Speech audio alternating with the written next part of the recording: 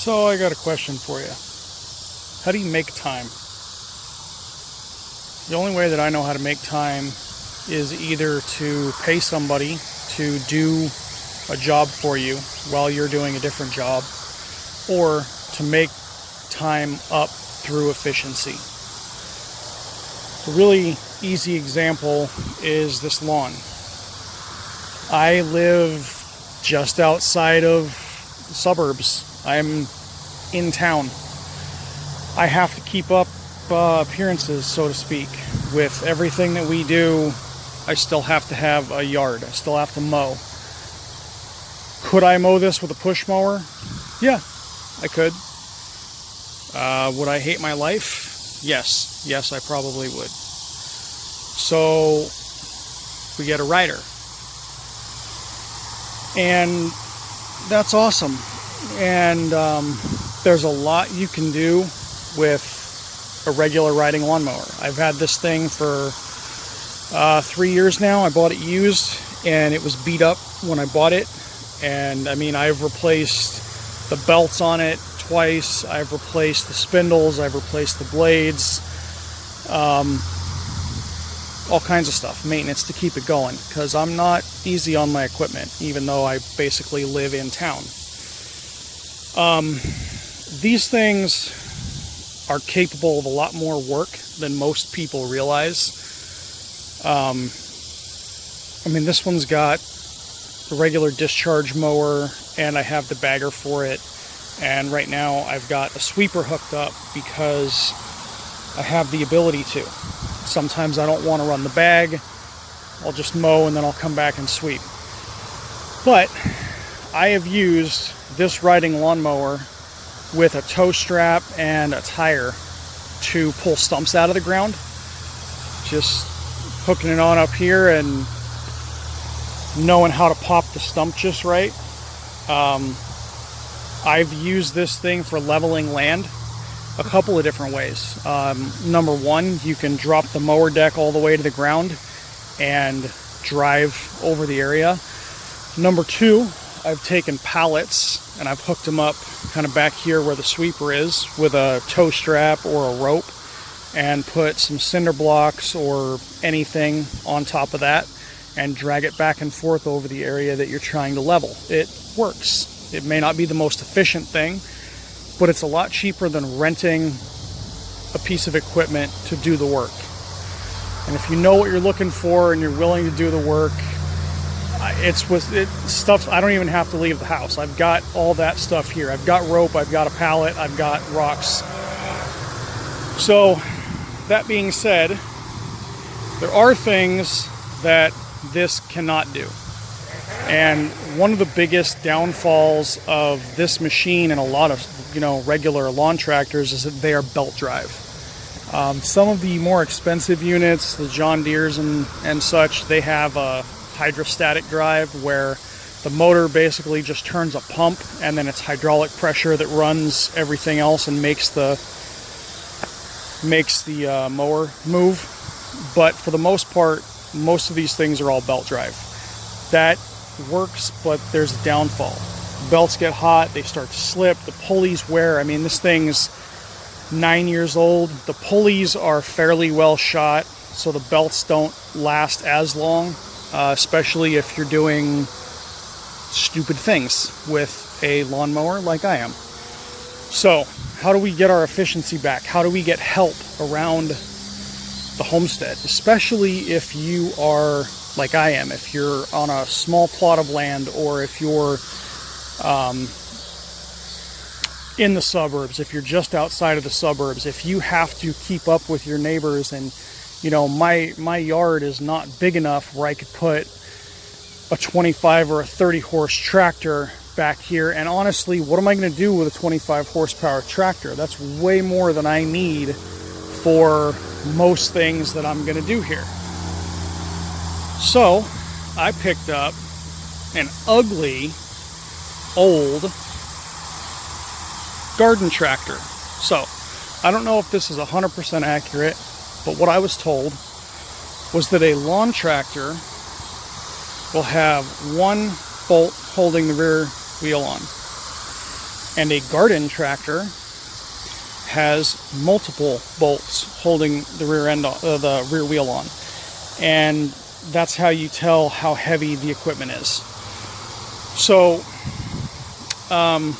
it's ugly, it's old, it runs great, and it is a full hydrostatic system.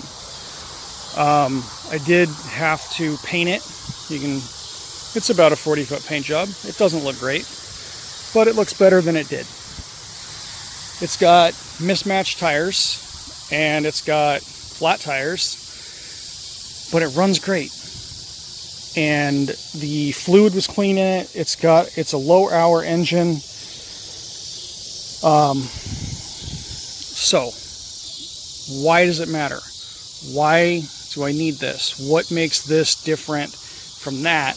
And how am I going to use this to gain efficiency back or to do more work?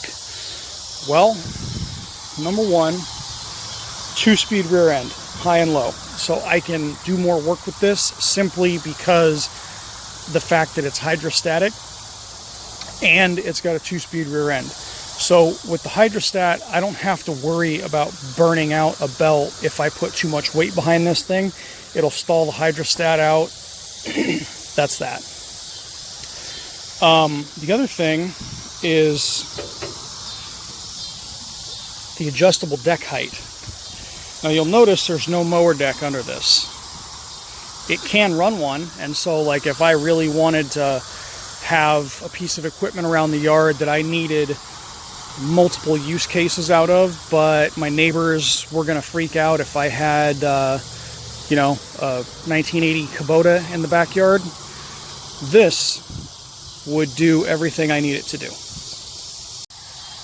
So the important part here is this guy. Now, this is not complete. It's missing some parts. I have the parts, it's just not on it right now. This is a 3-point hitch. And if you are not familiar with farm implements or anything like that, you've got these two lower points here. Normally sit out like that, and then there's a third one. There's a top bar that goes from here back to the top piece of equipment that you have. And with a 3-point hitch, you can pull a plow, you can pull a cultivator or a spring rake, you can pull a box blade, you can pull anything that you want to pull. So okay, well, how is that different from a riding lawnmower or from anything else? Well, it's not, except that it's got a hydrostatic rear end, so I don't have to worry about the belt again, which gives me more torque to the rear end so I can move more. However, this 3-point setup lifts, and so the deck height over here will actually raise and lower that 3-point. Now, I don't have the key, otherwise I would fire it up and show you the keys in the house. But the point is, I can put an implement back here, I can put a tiller back here, I can put a cultivator, a plow back here. And with the 3-point and the fact that it is hydraulic adjustable, I can adjust while I'm moving how hard I'm digging in, how deep I'm going, so on and so forth. The other thing is this actually has a PTO on the front of it. And the PTO, if you're not familiar, stands for power takeoff. So this little guy right here that sits here and turns, there's a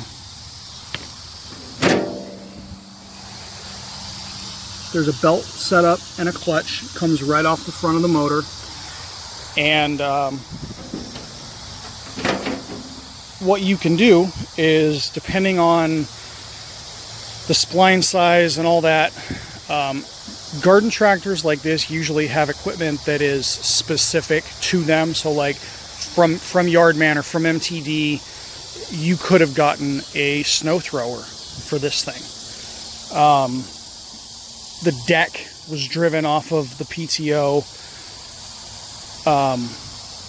There's a lot of stuff that you can do with that. So this is old and it's ugly. But because I can use it to do more things, and because it cost me less than a day's rental of a skid steer from the rental yard, and I'm going to have this all the time, as long as I make sure that I'm not overloading, trying to put a 6-foot wide scraper on the back of this thing, this will be able to do more work. So I should be able to gain time back by gaining efficiency. I can pull heavier things. I can set this up where now everything that I have in the yard, if I need to drag this old chicken feeder that's going to get repurposed, if I need to drag that to the other side of the yard, I can put skids on the bottom of that and I can hook it up to this and drag it across the yard. I can put a drawbar on the back of this and use it to move the trailer from one side of the yard to the other without having to pull the truck back here. So the point is, equipment can help you gain time back, gain efficiency. It's ugly. It was cheap.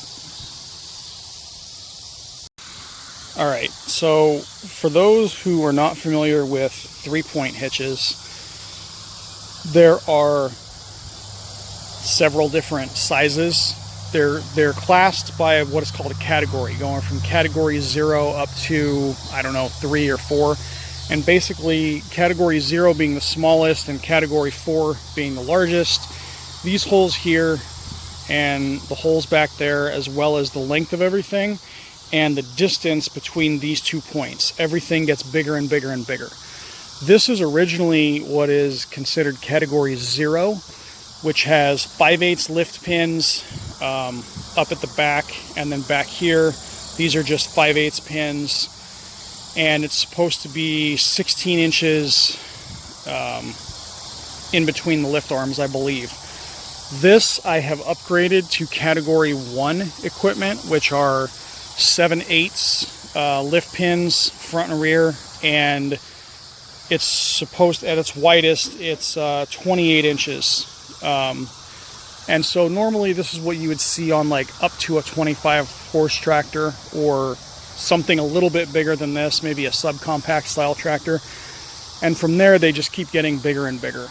And I do have to make some modifications to this to make this conversion work and to give me what I want out of it. But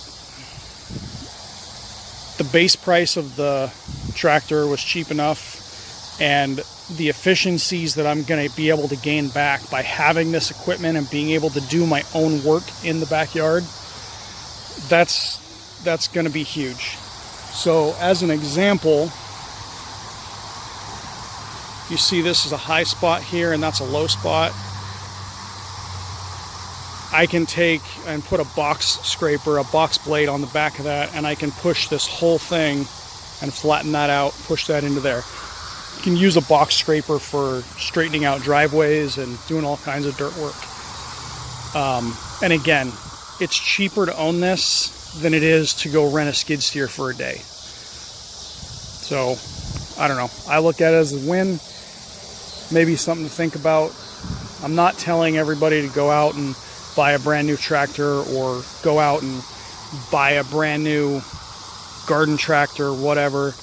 Keep an eye on Craigslist, keep an eye on Marketplace. These things are out there, and if you watch for the right deal, you can get something for a decent price. So, efficiency, I gain it back with equipment. Your mileage may vary.